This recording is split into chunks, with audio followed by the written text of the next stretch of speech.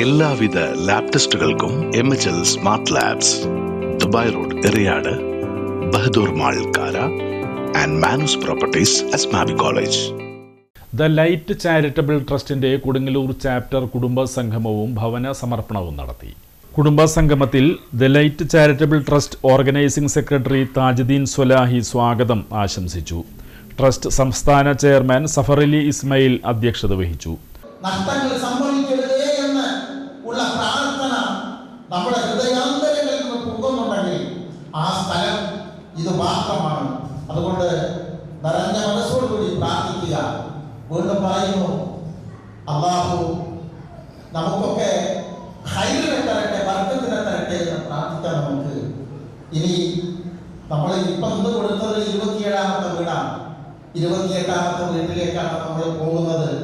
2 വീടിന് കൂടെ നാളെ മറ്റന്നാളായിട്ട് കുട്ടി അടിക്കുന്നുണ്ട്. ഇൻഷാ അല്ലാഹ് ഇതിനെ പറഞ്ഞല്ലോ. ഇൻഷാ അല്ലാഹ് ഇതിനൊക്കെ നമ്മളെ കുറേ കുടുംബങ്ങൾ പ്രയാസങ്ങൾ അനുഭവിക്കുന്നവരുണ്ട്. അവരൊക്കെ വൺ സ്റ്റെപ്പായി ഇൻഷാ അല്ലാഹ് നിങ്ങളുടെ അടുക്കലേക്കൊക്കെ സഹായകരമായി എത്തും. നമ്മുടെ മക്കൾ പ്രതീക്ഷ വെച്ച് വളരുകയാണ്. നാളെ ഇതൊക്കെ കൊണ്ടു നടക്കേണ്ടത് നമ്മുടെ മക്കളാണ്. അങ്ങനത്തെ ഐശ്വര്യപൂർണമായ ഒരു ശോഭനമായ ഭാവി. Florence group Qatar managing director Asgar Ali CK പുതിയതായി നിർമ്മിച്ച വീടിന്റെ താക്കോൽ light charitable trust ladies wing ഭാരവാഹികൾക്ക് കൈമാറി. മുഹമ്മദ് ഷെരീഫ് സീഷോർ മുഖ്യാതിഥിയായി പങ്കെടുത്ത യോഗത്തിൽ ദ ലൈറ്റ് ചാരിറ്റബിൾ ട്രസ്റ്റ് സംസ്ഥാന സെക്രട്ടറി T ഷറഫുദ്ദീൻ സലഫി മുഖ്യപ്രഭാഷണം നടത്തി.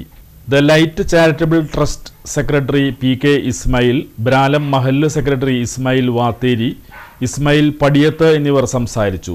റാഫി കൊണ്ടാമ്പുള്ളി, ഹുസൈൻ തോട്ടുങ്ങൽ, സലാം പറക്കോട്ട്, സിദ്ദിഖ് മാനങ്കേരി, അബ്ദുൽ കരീം, സുനിത താജുദ്ദീൻ, വഹീദ ഹുസൈൻ, നജ്മ ബഷീർ, ഹംലത്ത് കരീം, ആബിദ ടീച്ചർ, സാജിദ ടീച്ചർ, റൈഹാനത്ത് സുലൈമാൻ തുടങ്ങിയവർ പങ്കെടുത്തു.